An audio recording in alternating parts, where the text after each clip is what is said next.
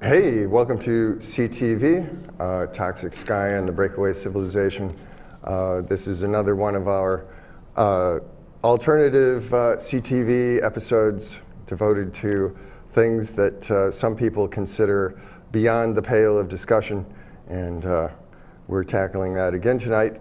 My panel tonight includes Lily Beardsley in the center here, just over this way, Lily. And yes, there she is waving. And we have the Noble Blue, also known as Mark Hammond, longtime panelist on my alternative topic CTV programs, and longtime member of the Society for Economic Equality, CTV, also known as. I'm Mark Zapotowski, and tonight, of course, we're going to be talking about chemtrails. And we're going to be talking about the UFO topic, which we've tackled many times, but we really haven't dealt with the chemtrail topic. We have a book to show you. The first book, as kind of some background here before you hear Mr. Dolan, Richard M. Dolan, speaking about the topic. If we could go to our first book. It's Aliens in America, and this is a book that's probably 10 years old. It's written by William Birnes, and if we could zoom in on that inlaid photo on the cover, if we could, that special zoom in, I've actually seen the film that this is taken from, and there's actually film footage, if we could zoom in rather than zoom out, on the photo. The photo, you'll have to, yes, there it is. So there were actually aliens, at least we believe they were aliens. They were over the Capitol in Washington. They were over the White House. They were on radar. The local media was kind of freaking out. The Air Force had a press conference, and even the President of the United States said, well, they're not from this Earth, and we don't think there's anything to worry about. And it was the subject of a Jack Webb film that got its way into movie theaters, actually. And so that's a piece of forgotten history. The topic used to be taken much more seriously, and it made headlines all the way into the late 1960s, and then it really vanished, and it became, you've got to be a kook to think that there's anything involved here as far as the major media was concerned after that period of time. However, these days, you have people such as the astronaut Gordon Cooper, who passed away recently. You have also Edgar Mitchell, who passed away recently, saying, hey, the alien technology, the alien thing is a real thing. We're astronauts. We know about this kind of thing. Gordon Cooper was a Mercury and Gemini astronaut. Edgar Mitchell was one of the men who walked on the moon. He was a geologist. Buzz Aldrin tells us that, I mean, sometimes he says one thing, sometimes he says another thing, but Buzz Aldrin has said there's something to the alien thing and alien contact. Sometimes he says that. And then other times his pet project is that there's something artificially constructed on Phobos, one of the moons of Mars, and his pet project is that we should go there and find out what's there and pick up any technology on that moon and, you know, check out that artificial construction, a kind of a structure on Phobos that you can see on Phobos. And he's had photographs and models of the planetoid and of this thing. And he goes on talk shows and says that kind of thing. There's also, if we could go to our second book, this is The Day After Roswell. This is by Colonel Corso. And Colonel Corso wrote this maybe 10 years ago. He says that he was in charge of taking the Roswell technologies and integrating them into our technological and commercial society. So this is what he did, and this is what he said his job was in the US military. And the former Minister of Defense, so the Defense Secretary of Canada in the mid-70s, up to the mid-70s, a guy gee, what is that guy's name? Do you remember? Which one? The defense minister of Canada, former minister. Yeah. Let me think about that one. I remember seeing him on film. Hellier. His name is Hellier. His last name's Hellier. Anyway, he goes around saying this stuff is real, that he was the defense minister of Canada. And then sometime about 10 years ago, he read this book by Corso, and he said, what the heck? And so he called his friends who were American generals and admirals, and they said, well, this is off the record, but yeah, it's all true. We've had alien contact, we've done reverse engineering, we've integrated it, into commercial society, and so there you have another link as background here. And then we have this... And Mark, Nick Pope worked for the British Defense Ministry, yes, and he's another guy. And he admits that there's things going on. In 2001, the day before Roswell, or a few days before, not before Roswell, a few days before 9/11, there was a National Press Club event in Washington, D.C., and generals, admirals, governors of the United States, former heads of state of other countries, and astronauts and Air Force people were, they were in Washington and they were saying, this is real stuff. And then also, the day before 9/11, we had Defense Secretary Rumsfeld gave a press conference, and he told us that $3 trillion was missing from the US defense budget. And people said, well, how can $3 trillion in a $14 trillion economy disappear? And he said, well, this was over 5 or 6 years, and it's a big budget. You can't keep track of everything, which is ridiculous. But anyway, the next day 9/11 happened, and he didn't have to explain himself anymore because the attention span was all the way off to something else entirely. Well, it turns out 2 months ago, NPR said that $2.5 trillion is missing out of what is now a $16 trillion annual US economy. Also vanished into the Pentagon budget. They don't know where it went over the past 3 or 4 years or whatever. So that's all by way of background to this roll-in, and then I'm going to come back and take some comments from our panel on this. But this is Michael Dolenz, who wrote, if we could just show this other book, this last book, actually, we'll come back to that. We'll go right into Michael Dolenz. He wrote AD After Disclosure, and we'll talk about him and his book and another book when we come back. If we could go into the first roll-in, which is already queued up, and if we could see that anytime, Michael Dolenz, author of AD After Disclosure, and the subtitle of that book is When the Government Finally Reveals the Truth About Alien Contact. Okay, if we could hear that out here, that would be great. Real head scratcher, puzzling, genuine UFO could you get help sightings. to get them to put up sound out here for us? So it's 3% out of a million. You tell me Probably it's very 30,000. important. I think, right? It's a lot. Sound would be great. Is that possible that there's 30,000 genuine UFO sightings a year? Yes, it's totally possible. Because my it's probably panel more can't than understand that. what's This being is said. a global phenomenon. And that's They're going to have part to of get the help. scenario. Of course, it gets no love from the mainstream media.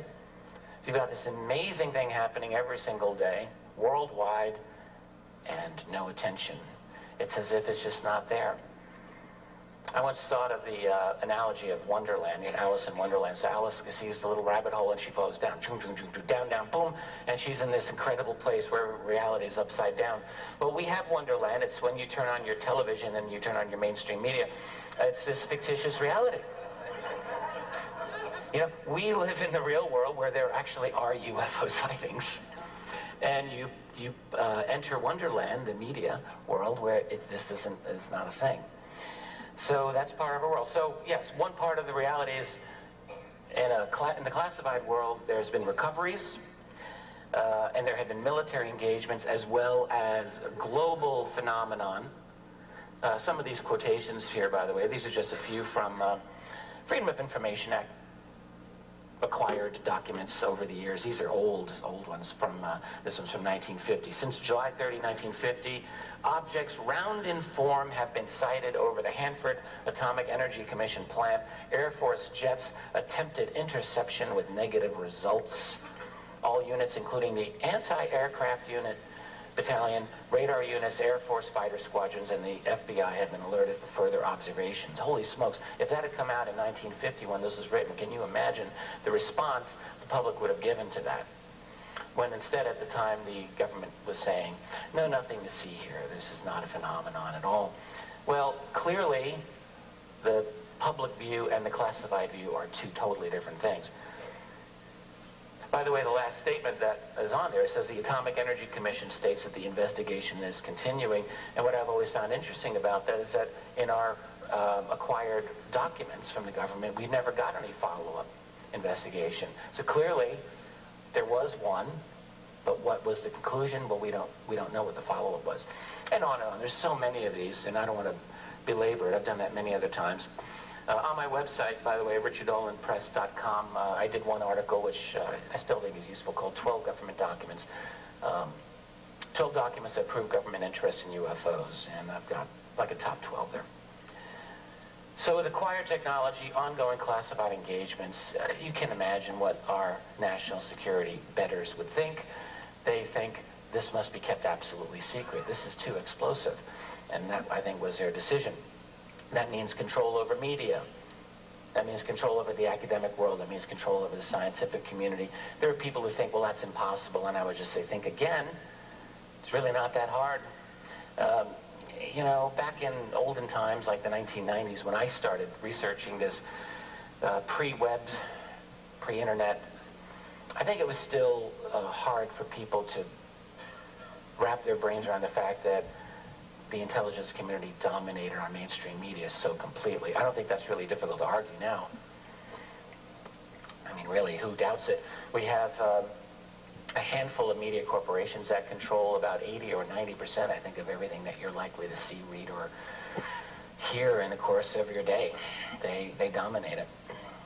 That's the media. Then there's the academic world and the scientific community, both of which have revolving doors with the national security apparatus. Scientific world, they'll never investigate UFOs if there's no funding, and if the subject's classified, which it is, then that means that funding will be classified. There's not going to be open public funding in the world of science for UFOs, aside from the fact that it's a known career killer, but there's just no money to do it. It's really not that hard to control it, in other words. So the UFO phenomenon is absent from those venues. That's very important. The phenomenon has also created the necessity, I think, in the opinion of the people running the show, the creation of black budgets. Black budget simply formally means classified federal spending that's beyond the purview of Congress. In reality, black budgets, I think, are a bit more than that. Black budgets involve all kinds of financial dealings that are outside government, including narcotics trafficking money, including banking fraud money. There's trillions and trillions of dollars at the center of the black hole of the world financial community that just go missing. And that's part of the picture, too. And it's not simply to run and finance the UFO program, although I think that's part of it.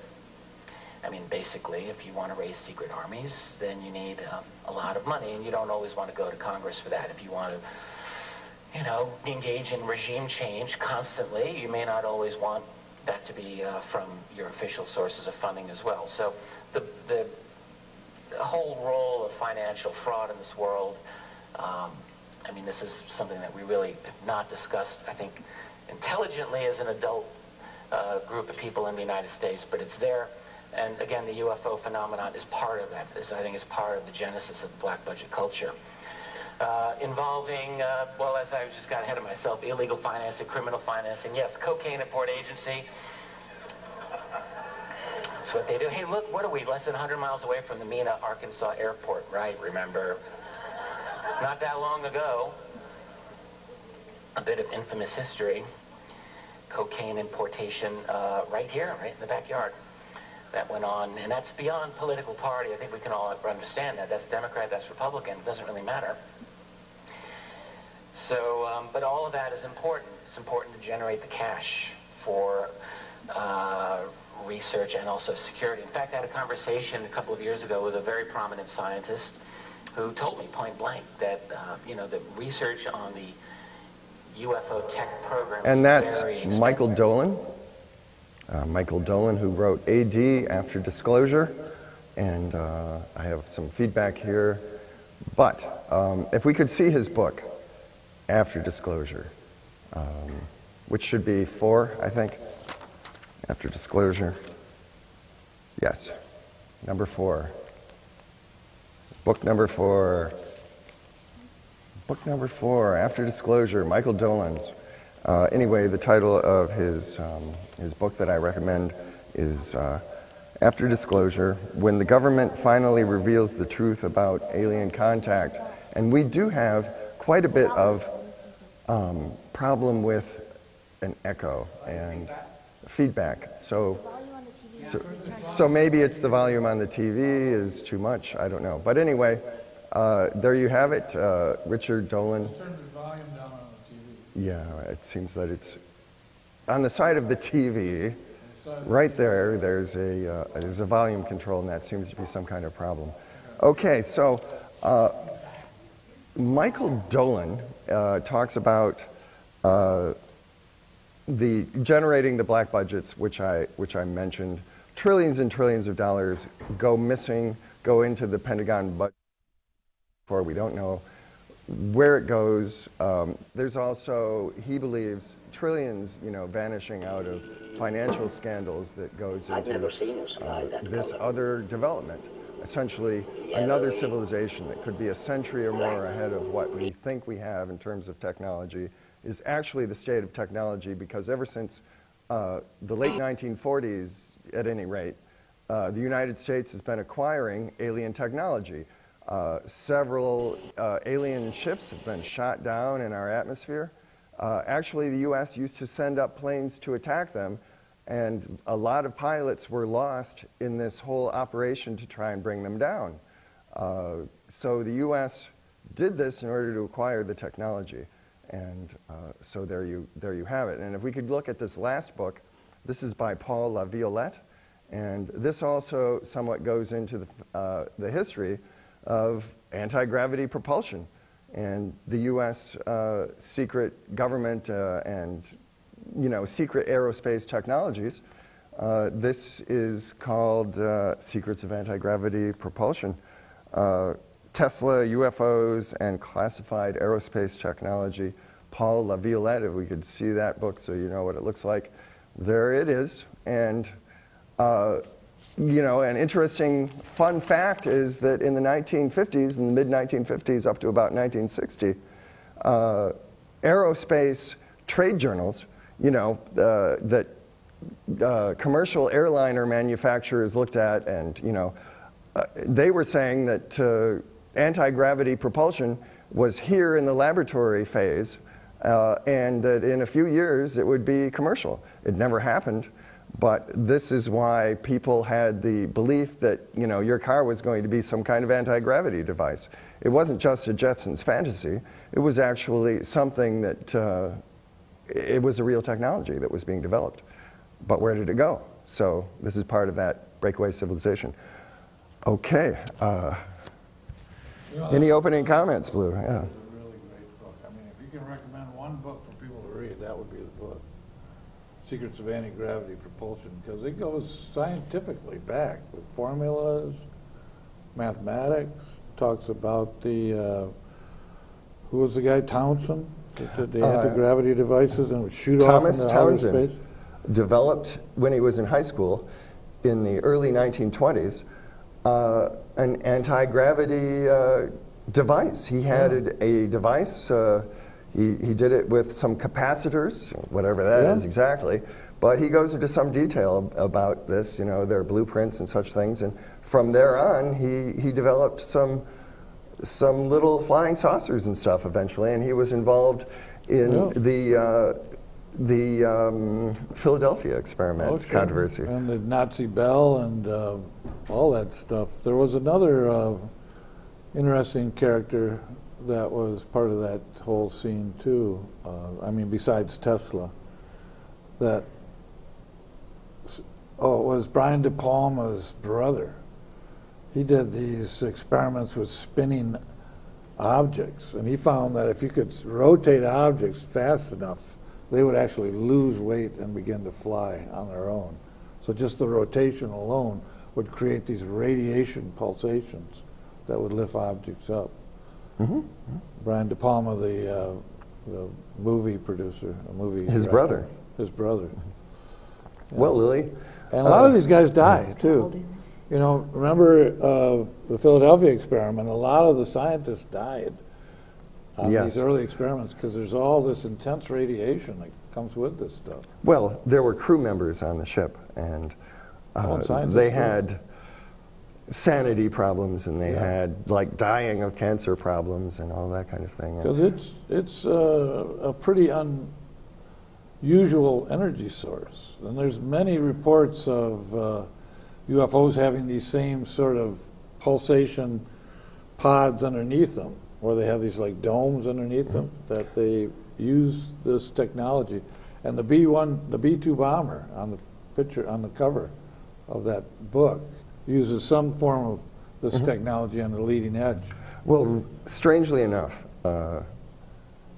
you know, one of the stranger things that may or may not be true, but I found it one of the most remarkable things in this book, is that LaViolette, the author, believes that from what he can see of the actual propulsion system and what's going on with the B-1 bomber, the stealth bomber, he believes that it could have space flight and even superluminal capacity, by which he means it could be beyond light speed capable. Oh yeah, and Tesla talked about the same thing with gravity waves.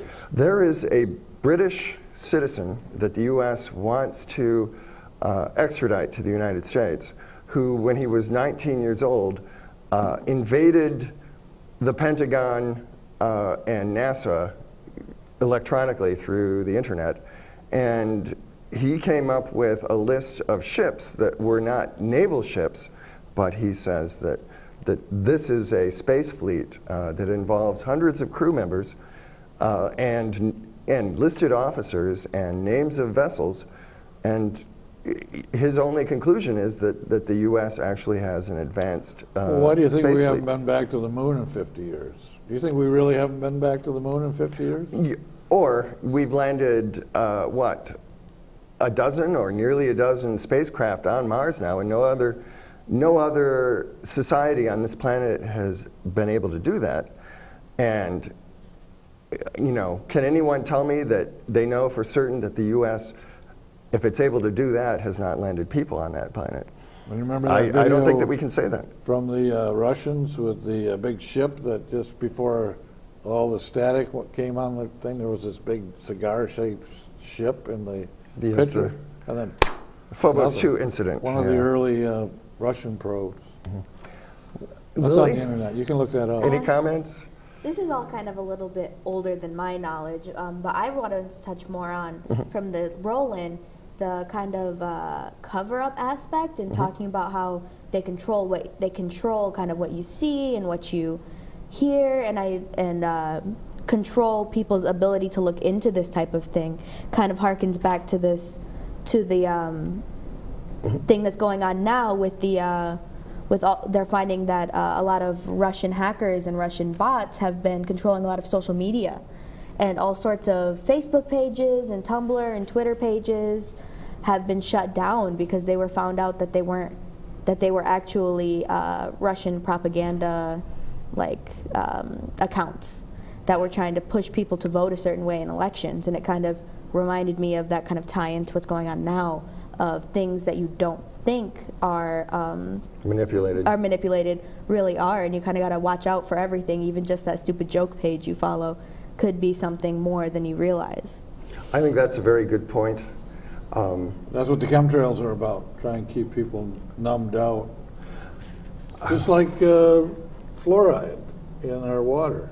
Grand Rapids was one of the first fluoride cities. In fact, we had a 7-foot, 8-foot tall statue of a tooth, a bicuspid, on the Grand River boardwalk. Yeah. They took it down about 3 or 4 years ago for some reason. I think because celebrating this as the first fluoridated city in the United States was no longer a popular thing. The male sperm count is half of what it was in World War II. Yeah. There's just too many, Prozac Society Prozac's 93% fluoride, sodium for things to come, by H.G. Wells, I think it was, or It ended up being a film in the 30s too. They had a peace gas at a point because the world went to war, and then these breakaway society people came in. I call them the airmen, and they sprayed the whole planet with peace gas. And everybody started getting along, and everything was wonderful. You never saw that movie? Yeah, Shape I did. of Things to Come? I did. It's And classic. then suddenly society turned around. It was all beautiful people and lovely clothing and crystal-like buildings. And then the poet comes on and goes, "Man was not meant to be this content with his life." And the whole thing starts crumbling again. So maybe there is some kind of rise and fall of these civilizations, where they have to be destroyed in order to take the next step. Well, If you that's think another, about, that's another topic. Think about Arthur Clarke. You were talking about contaminants, and actually, I read this thing about how almost all of a lot of our big major cities, not just Flint, are having a lot of problems with lead in their water, other contaminants in our water, because our infrastructure is completely falling apart, and they just don't talk about it. And so you could be drinking water that isn't exactly as safe as you think, and you just wouldn't know. Well, speaking of contamination, we're ready to go into the second part of this show, and this involves the second group of roll-ins on the second tape, the green tape. And if we could have that queued up as soon as possible, we're going to be looking at the chemtrail controversy. And I have to tell you, let me know when it's ready, but I have to tell you that 2 or 3 years ago, a friend of Blue's brought me out of a pub in Easttown, and she said that she could show me a chemtrail, and I was like, I don't even understand what they mean by chemtrail. So she pointed up to the sky outside of the place, and I said, that's a contrail. That's not a chemtrail. Well, since then, maybe because she pointed that out and I had to think about it, I've looked into it, and I'm convinced that no, there's something going on our skies. When I travel through Michigan into Indiana and across Ohio, and then back again, there's a lot of open skies. And sometimes the sky might be entirely blue and there's nothing in the sky. There's not a chemtrail to be seen. But other days, the day might start out that way, and suddenly these planes show up. And they crisscross the sky, and they make right turns, and sometimes they do curvy things, and they make grid patterns that look like a checkerboard. And I'm saying, this is insane. And year by year, it's intensifying. And once they've been working for a while, they take a sunny day, the weather people will tell you it's a sunny day, and you go, this is not a sunny day. And there's a diffuse chemical cloud over everything, and you can feel that the sunlight is impaired. It's not really coming down as it should. It's like 2/3 or 3/4 eliminated, and there's just something going on. And there'll be a rainbow, a big rainbow, around the sun, and right between the sun and the rainbow thing, this bullseye kind of effect, it's dark around the sun, and then there's this spectrum rainbow thing, and I've never seen that before, and it's becoming common. What the hell is this? People should look at the sky and realize that sometimes there's nothing there. If it were commercial traffic, it would always be there. But some days it's incredibly there. Okay, here we go. Yeah, let's turn that up. Let's bring up that sound. Okay.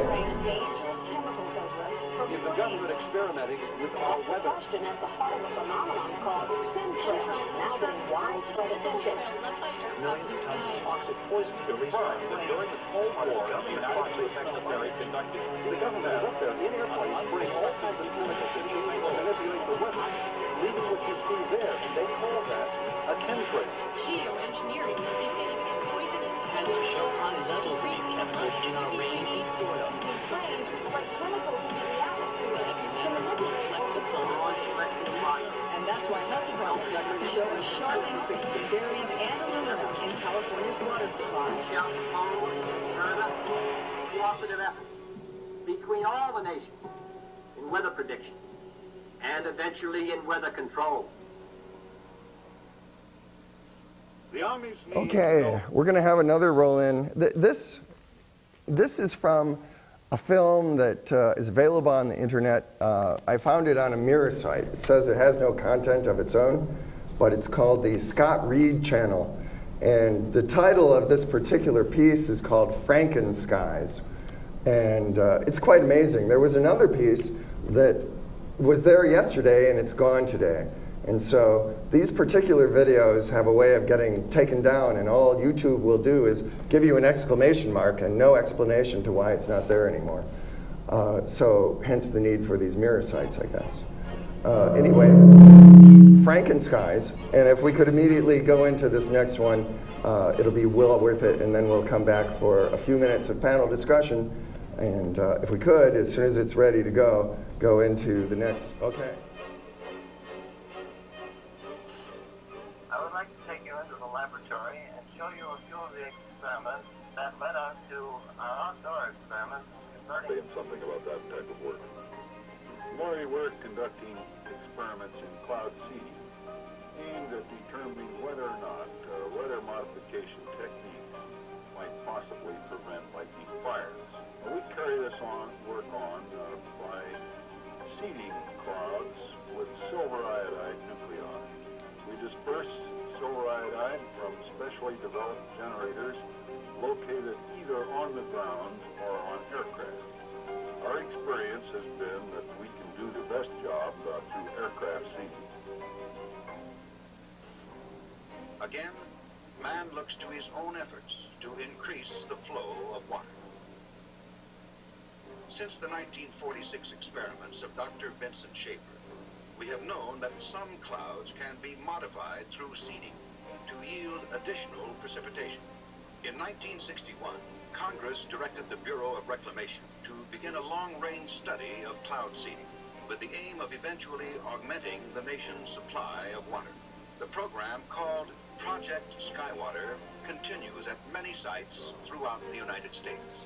Eventually, if the research program proves successful, the methods learned will become part of our nation's integrated water resources program.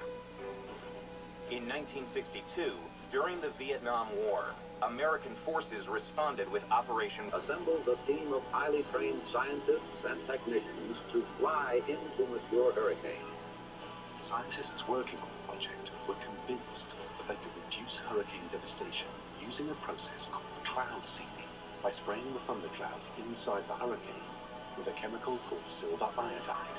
This would become known as the Storm Fury hypothesis. the seeding planes fly across the eye and into these clouds, seeding the supercooled water droplets from the belt of maximum winds outwards. As the silver iodide turns the supercooled water into ice, the heat released during this process causes the seeded clouds to grow and develop into a new outer eye wall.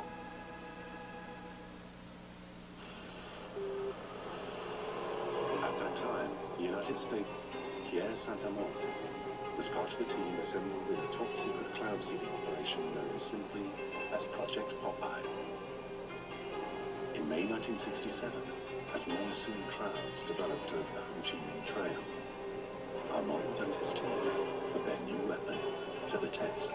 We get the material so that it fell into the growing part of the cloud, and it rained very heavily out of it, and everybody was convinced with that one experiment that we had done enough. Project Popeye had opened the door to a new and dangerous type of warfare. Some said, if you control the weather, you can control the world. Military planners imagined loading the clouds with radiological, biological, or chemical agents and having them rain on demand. They could attack your enemy using the weather, but deny ever doing so. Allegations were made that cloud seeding had not only made jungle paths impassable, it had also killed thousands of innocent people. But this didn't stop governments from continuing to explore ways of modifying the weather, sometimes for highly questionable purposes. The head message calls for new frontiers, new vision. It calls for us taking the steps now that will make us no longer second in space and in science.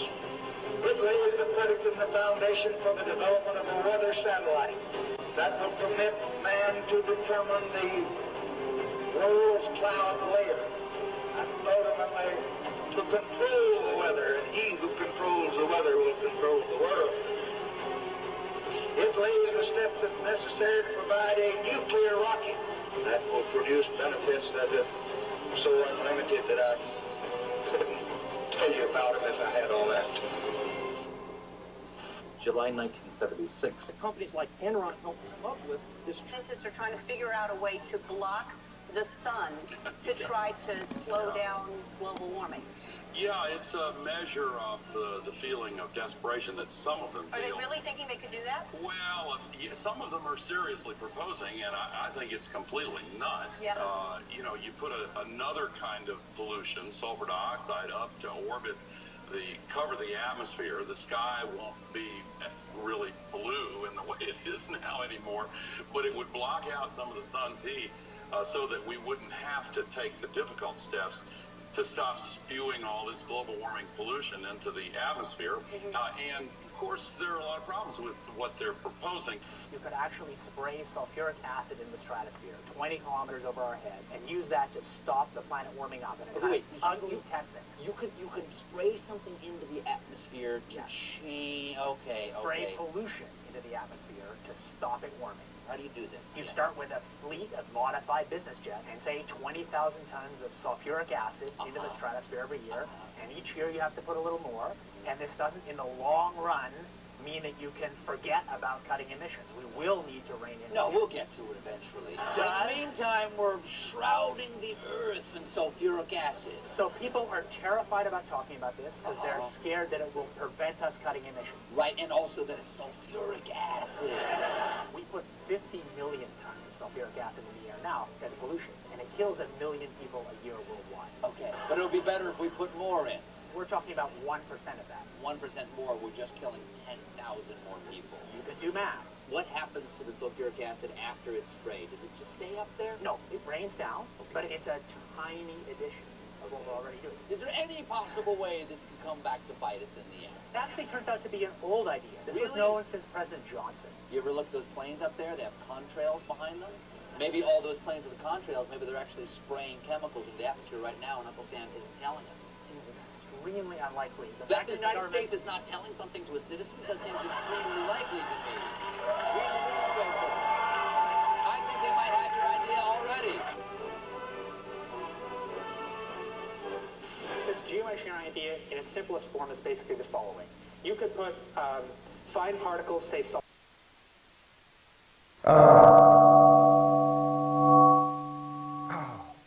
Okay, we have a little bit of feedback, and hopefully you can hear me. Right there, that was David Keith, and he's a guy who's been going around for the past few years to Colbert, to other people.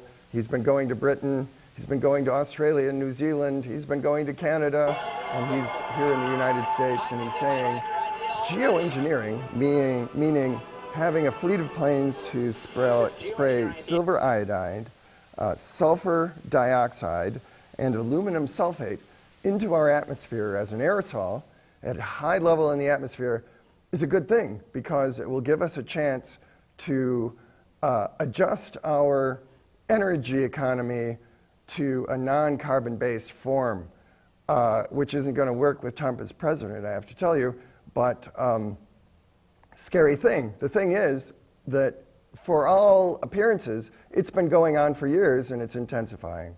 Okay, so comment from Lily first. What do you think about this? Yeah, I think it's kind of scary the way he talks about it like it's no big thing. Like, yeah, this is just what we should do and it seems like a good idea. He says it all very matter-of-factly, even when the host is like, yeah, but you just talked about, like, it could be dangerous. And he's just like, well, yeah, you can do math, but this is why we should do it. It's just kind of like glosses over that, and I thought it was kind of spooky. And then when the guy kind of mentioned that you know, it's possible this could be happening now, right? He was like, well, no. And he was like, well, why not? I mean, we already have all these planes in the air, and it's not like the government tells us everything. And he just kind of shied away from that too. So I don't know, it kind of seemed spooky. It kind of seemed like he was trying to sell us something that may already be happening. Yes, I think at this point it's obvious. When he appeared on Colbert maybe 2 years ago, maybe it wasn't so obvious.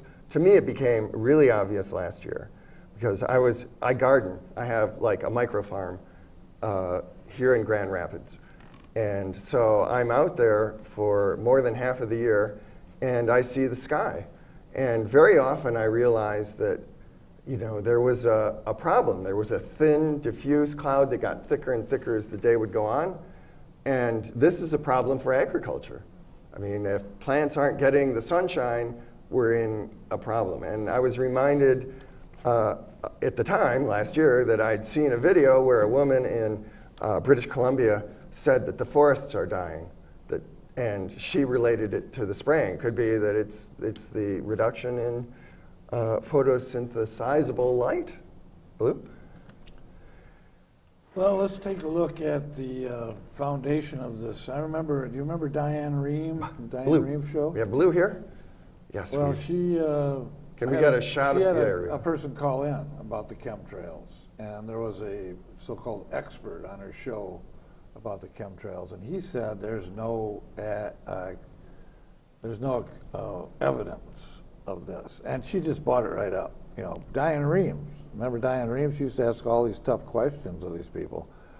But a lot of these people are afraid of stepping outside of the considered normal scientific community. And I mean, it's already really hard to get funding for different types of studies if it's not already something that's funded by a big corporation, let alone something that's more out there, like the idea of chemtrails or UFOs or anything like that. You just can't get funding for that type of thing. And if you're known as, even if you post one little thing about you being into that, you're blacklisted from getting on any normal projects as well. It's a career killer immediately. Yeah, it's a career killer in the media, too. In fact, this particular film has lots of background sound you hear, and those are reporters, a lot of them local reporters who come across this story and they go, oh my gosh, you know, this is real, blah, blah, blah. Well, their careers get killed. They don't go to the network. In fact, they lose their local job even, that kind of thing. And if you're an academic, academia, the university, the college, it's not really about the truth. It's about social control. This is something that took me a long time to learn. And my own long academic career is, various a student seeking various degrees. You know, our world is controlled by a BS layer, kind of like the chemtrail layer. Remember in Brave New World how they would put a little poison in society's cup? You know, nobody was born naturally anymore. Everybody was born in a test tube in Brave New World. But if they needed more say garbage people to pick up the garbage, they would put a lot of poison in your test tube. So you would only develop an IQ up to about maybe 80 IQ points. But if they needed more engineers and stuff, you'd maybe get 90 or 100 IQ points. People that became what they call alpha pluses were very few and far between because they were uncontrollable. They were always thinking for themselves, trying to do things on their own. I read this short story once. I don't remember who it was by. It was a long time ago. But it was about a society where they wanted everyone to be equal. If you were, it was about this couple sitting on a couch and they were watching on TV ballerinas. I remember that story. Yeah, but none of the ballerinas were very good because they all had to wear weights so that none of them could be better than the average person would be at being a ballerina. Or if you were too pretty, you'd have to wear something on your face. Mm-hmm. Or if you were too smart, you had to wear headphones that would make a beep noise every time so that you couldn't have any thoughts. So you couldn't stand out. You couldn't propose a truth in this sense that other people weren't seeing. Yeah. That's how you would relate it. If we could go to our next roll-in, we might cut this one short. I think a lot of it is David Keith spreading his BS propaganda, but I might give you a flavor of that if we could run into the next one there, if that's ready to go. Okay. Side particles, say sulfuric acid particles, sulfates, into the upper atmosphere, the stratosphere, where they reflect away sunlight and cool the planet. There's lots of mystery in the details, and there's some bad side effects, like it partially destroys the ozone layer, and I'll get to that in a minute, but it clearly cools down. And one other thing, it's fast. I guess the thing I haven't said about this is it is absurdly cheap. It's amazing how it can affect the planet. The one thing about this is it gives us extraordinary leverage. This improved science and engineering will, whether we like it or not, give us more and more leverage to affect the planet, to control the planet, to give us weather and climate control, not because we plan it, not because we want it, just because science delivers it to us bit by bit. What is geoengineering? It's really two very different things. One is ways that we would alter the amount of sunlight the Earth absorbs, and so cool the planet, partly offsetting the effects of carbon in the atmosphere, and that's called solar radiation management, or in some technocratic way, SRM. And the other one is to take carbon out of the atmosphere, so-called carbon dioxide removal.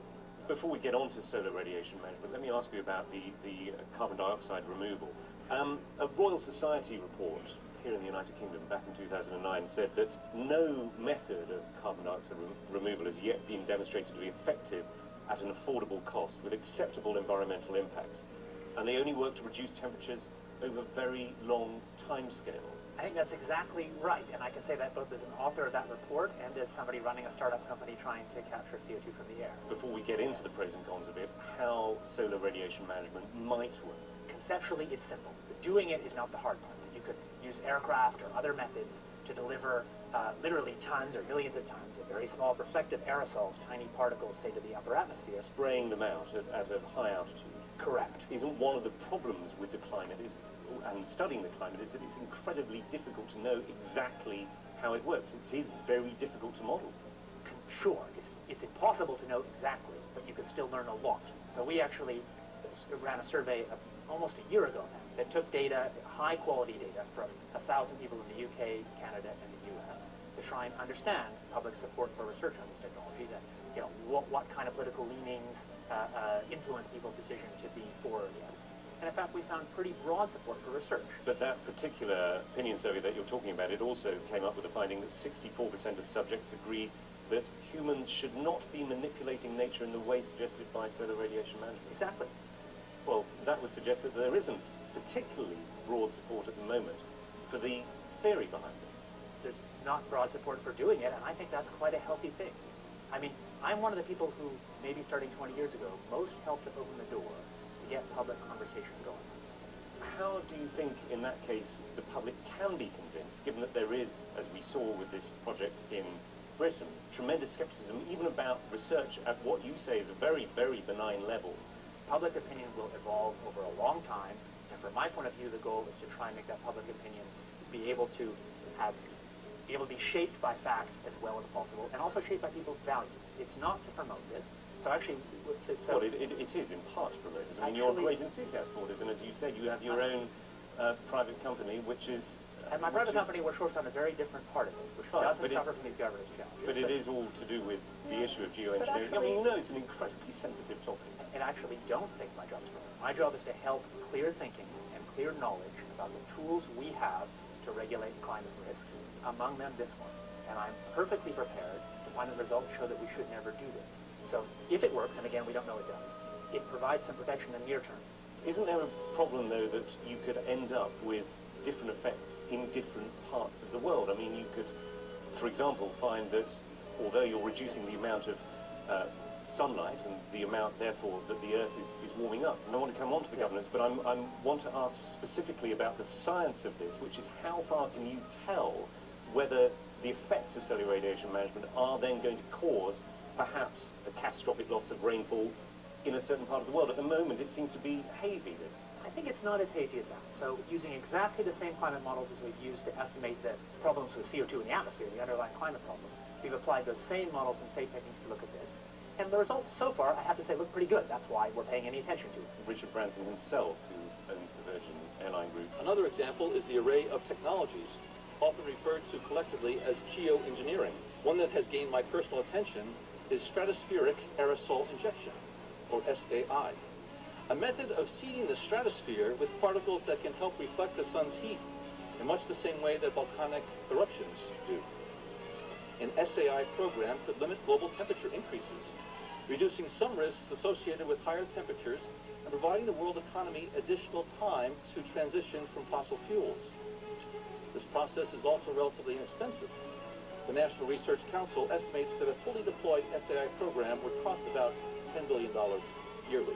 Now, I could go on and on and on and on about the things that fascinate me, but rather than talk about them, I thought I'd stop here. Thank you, Senator. The Air Force has gotten great value out of HAARP in the past. They took it over from the Navy and managed it and actually did a number of experiment camps, actually controlled it. And, but that work has been completed. The Air Force has maintained the site for other government agencies to use, are taking it over, including going out to academia.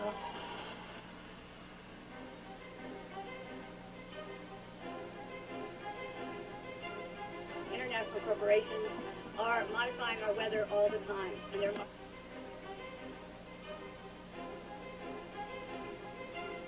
international corporations are modifying our weather all the time, and they're modifying it in ways that cover thousands and thousands of square miles. Programs are impacting microclimates needed for our crops to survive and needed for pollination.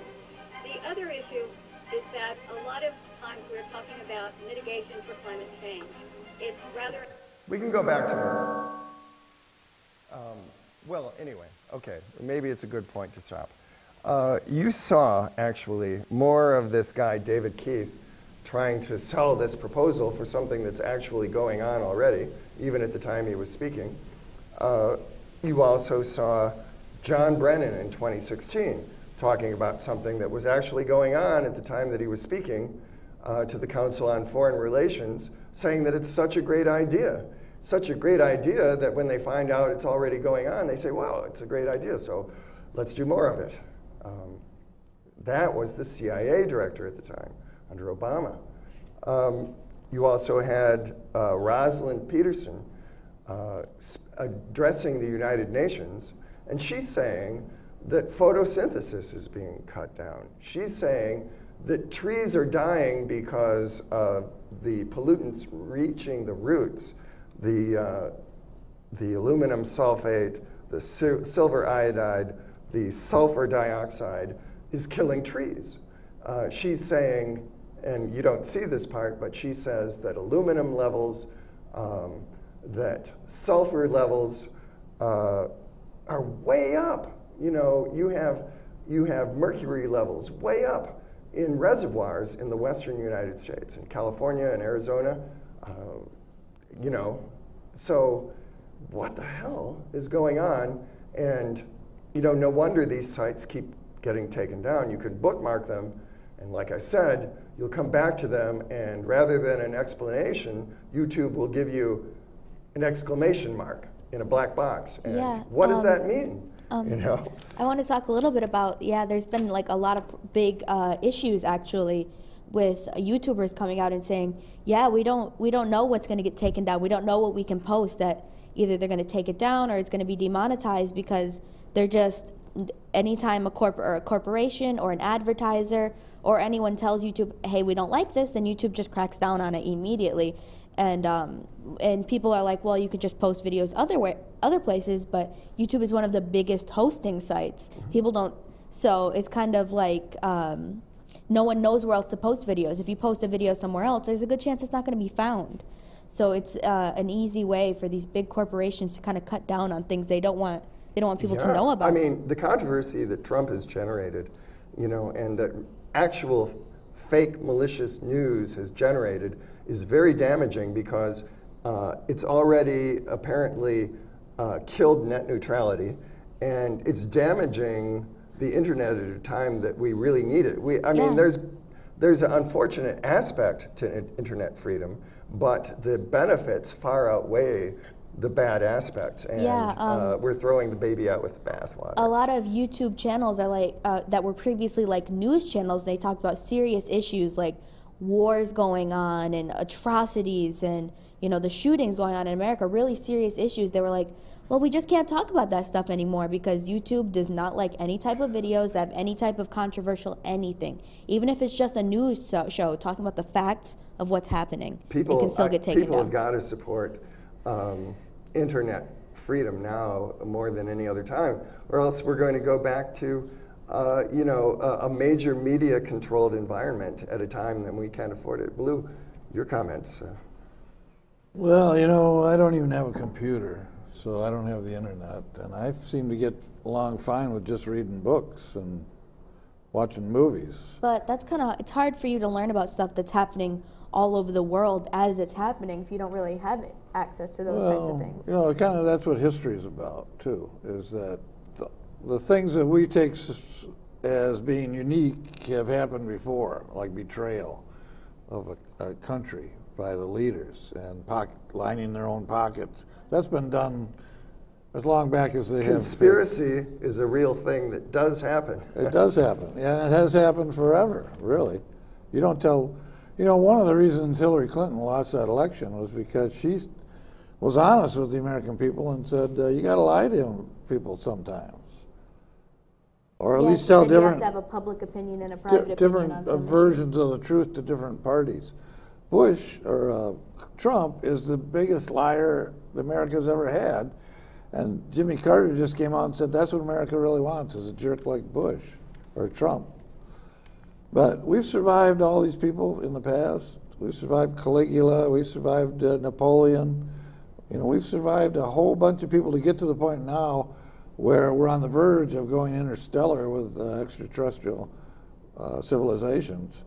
And I think the big point is that they're trying to numb us out so that we can handle that kind of a revelation. Well, I think the danger is that if we lose the sun, if we manipulate the climate, we're already and have a danger of burning ourselves up. We could become like Venus. We could become 250 degrees Fahrenheit and raining sulfuric acid. And to try and mitigate that by blotting out the sun with an artificial chemical cloud is very dangerous. We should just realize the danger we're in and adjust our society. They want to get rid of about 7.5 billion people and get the whole population of the Earth down to about 500 million. This is their stated goal. A lot of these guys. So the Georgia Guidestones. Yeah, they don't want to have equality for everybody. Well, this is been OSE Can You See, which is produced by myself, Mark Sabatowski, and the Society for Economic Equality. The show has been produced for the last 22 years. Hopefully, this will make its way to YouTube. And you'll see it, because it did not run live for some reason that I So, this show comes to you live the first, third, the fifth Wednesday of every month, and it's rerun every Tuesday on this channel from 6 to 7 p.m. And if you go to CTV Society on Google, find it on YouTube, we've got a site there, and also we're on the GRTV site, and we're on Facebook, and you can find our videos there, or look for films and videos produced by Mark Zapotowski, and you can find it there too. Thank you for watching. That's it. That's it. It's John Black.